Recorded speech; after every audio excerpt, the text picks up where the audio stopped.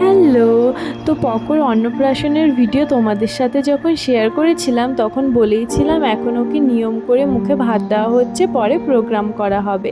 তো সেটারই আর বেশি দিন বাকি নেই, তাই দাদা বৌদি আমাকে বলেছিল যে শিলিগুড়িতে কোথায় কাস্টমাইজ স্কার্ট বানানো হয় সেটা একটু খোঁজ নিতে।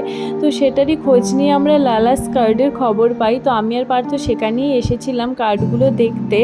তো উনি অনেক কার্ড দেখিয়েছেন, কিন্তু ওই কৃষ্ণ ঠাকুরের যে কার্ডটা ছিল মানে টানলে নিচ দিকে বেরিয়ে আসছে, ওই কার্ডটা কিন্তু আমার সত্যি খুবই পছন্দ হয়েছে।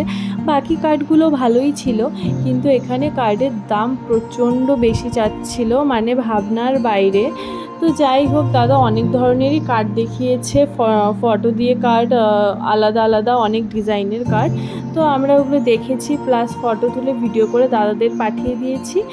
তো এখন সেটা পরে দেখা যাবে কি করা যায়। আর বাইরে যা গরম ছিল, মানে কাঠ দেখতে দেখতে পুরো আলু সেদ্ধ হয়ে গেছিলাম আমরা। তাই বাইরে এসে ভাবলাম একটু ডাবের জল খাবো। তারপর ডাবের দোকানে এসে ডাবের দাম শুনে তো আরও চক্ষু চড়ক গাছ। একটা ডাবের দাম চাচ্ছে 90 টাকা। বা মনে হচ্ছে কদিন পরে হয়তো ডাব কিনে ঘরে গিয়ে দরজা লক করে বসে তারপর ডাব খেতে হবে। তারপর ডাব খেতে খেতে দেখি কোথা থেকে একটা ছোট্ট পোকা এসে ডাবের জলের মধ্যে উড়ে এসে পড়লো।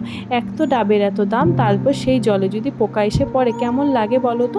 তো চলো আমি এখন ডাবের জল খাই, আর তোমরা আমার চ্যানেলটি সাবস্ক্রাইব করো।